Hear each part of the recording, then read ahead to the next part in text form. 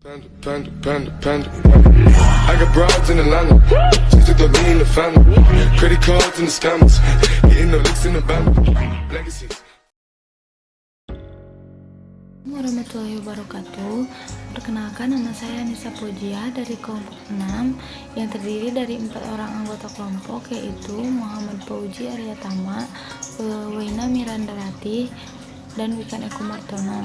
Kami akan mempresentasikan hasil makalah yang telah kami kerjakan yang berjudul Ukuran Penyebaran Data, Kemiringan dan Keruncingan. Untuk materinya akan dijelaskan oleh rekan saya.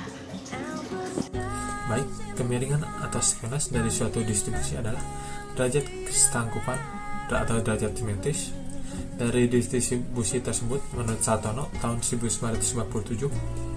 Dan adapun ukuran kemiringan adalah derajat atau ukuran ketidaksimetrisan atau asimetri suatu distribusi data. Dapat pula dikatakan bahwa ukuran kemiringan adalah harga yang menunjukkan seberapa jauh distribusi itu menyimpang dari simetris. Kemiringan distribusi data terdapat 3 jenis, yaitu simetris, menunjukkan letak nilai data hitung, median, dan modus berhimpit, berkisar di satu titik. Miring ke kanan mempunyai nilai modus paling kecil dan rata-rata modus hitung paling besar. Miring ke kiri mempunyai nilai modus paling besar dan rata-rata hitung paling kecil. Adapun untuk pengukuran kemiringan suatu distribusi data dapat diketahui dengan beberapa cara, yaitu menggunakan koefisien Pearson, menggunakan rumus momen, menggunakan rumus Pauli, dan menggunakan grafik kemiringan dan keruncingan. Untuk penjelasan lebih lanjut, saya akan serahkan kepada rekan saya. Oke, terima kasih rekan Fauzi. Untuk selanjutnya pengertian atau rumus-rumus apa yang digunakan untuk menghitung kemiringan. Berikut penjelasan satu persatu untuk rumus yang bisa digunakan untuk pengukuran kemiringan suatu distribusi data. Pertama, kita menggunakan koefisien Pearson. Untuk rumus Pearson, berikut adalah rumus yang bisa digunakan. A sama dengan 3 per S dalam kurung X dikurangi median. A di sini simbol dari derajat kemiringan Pearson. Bila A sama dengan 0, maka distribusi datanya simetri. 2. Bila A lebih kecil dari 0, maka distribusinya miring ke kiri. A lebih besar dari 0, maka distribusinya miring ke kanan. Untuk keterangan simbol, A sama dengan Pearson, S sama dengan simpangan baku, X nilai rata-rata hitung, mod sama dengan modus, med sama dengan median. Untuk cara yang kedua, kita bisa menggunakan rumus momen. Ada 2 kelompok atau 2 data yang bisa dicari dengan menggunakan 2 rumus berbeda. Satu dengan menggunakan data tidak berkelompok atau rumus data tidak berkelompok dengan rumus A3 sama dengan 1 per NS pangkat 3 sigma dalam kurung XI dikurangi X dalam kurung tutup pangkat 3. Untuk data berkelompok bisa menggunakan rumus A3 atau derajat kemiringan sama dengan I dibagi NS pangkat 3 sigma FI dalam kurung MI dikurangi X dalam kurung tutup pangkat 3. Untuk keterangan dari simbol rumusnya, A3 sama dengan derajat kemiringan, XI sama dengan nilai data ke 1 atau ke I, X sama dengan nilai rata-rata hitung, FI sama dengan frekuensi kelas ke I, MI nilai titik tengah kelas ke I.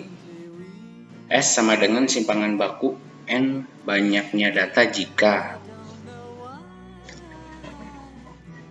Untuk A3 sama dengan 0 distribusi data simetris. A3 lebih kecil dari 0 distribusi data miring ke kiri. A3 lebih besar dari 0 distribusi data miring ke kanan. Untuk rumus selanjutnya yang bisa digunakan adalah rumus momen. Dengan rumus A3 sama dengan Q3 plus Q1 dikurangi 2Q2 dibagi Q3 kurangi Q1. Untuk keterangan simbol, Q1 sama dengan kuartil pertama, Q2 sama dengan kuartil kedua, Q3 sama dengan kuartil ketiga. Jika Q3 dikurangi Q2 sama dengan Q2 dikurangi Q1, sehingga Q3 ditambah Q1 dikurangi 2Q2 sama dengan 0, yang mengakibatkan A3 sama dengan 0. Sebaliknya, jika distribusi miring, maka ada dua kemungkinan, yaitu Q1 sama dengan Q2 atau Q2 sama dengan Q3. Dalam hal Q1 sama dengan Q2, maka A3 sama dengan 1. Dan untuk Q2 sama dengan Q3, maka A3 sama dengan min 1. Rumus ini menggunakan nilai kuartil. Untuk rumus selanjutnya, oke, sudah masuk ke keruncingan. Untuk penjelasannya akan dijelaskan oleh rekan saya, Waina. Waina, dipersilahkan. Terima kasih. Dengan distribusi data atau disebut ukuran tinggi rendahnya puncak suatu distribusi data terhadap distribusi normal datanya.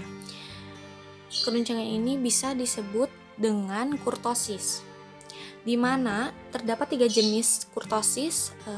Yang pertama adalah leptokurtis, mesokurtis, dan platykurtis. Kita bisa membedakan dari tinggi atau rendahnya. Lepto itu adalah tinggi, meso itu adalah normal, dan platy itu adalah rendah. Jadi kita bisa melihatnya seperti itu. Terdapat 2 jenis perhitungan, 2 jenis rumus.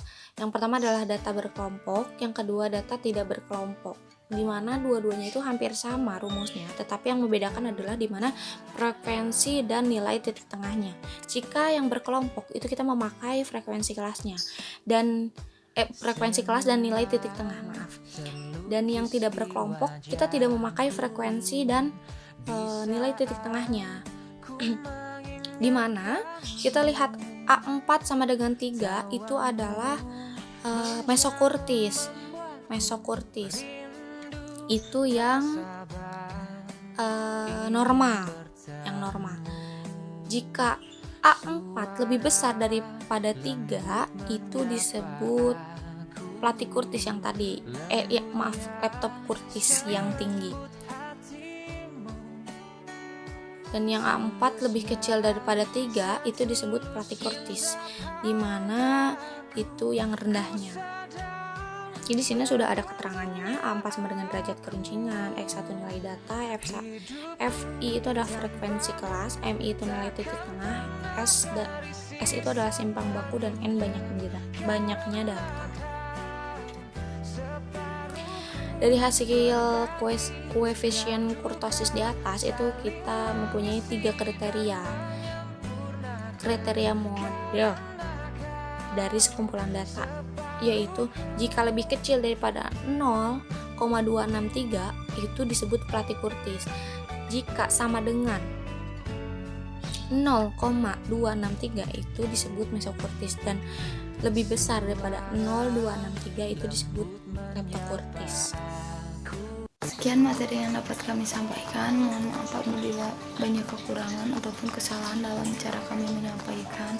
Mohon maaf yang sebesar-besarnya. Wassalamualaikum warahmatullahi wabarakatuh.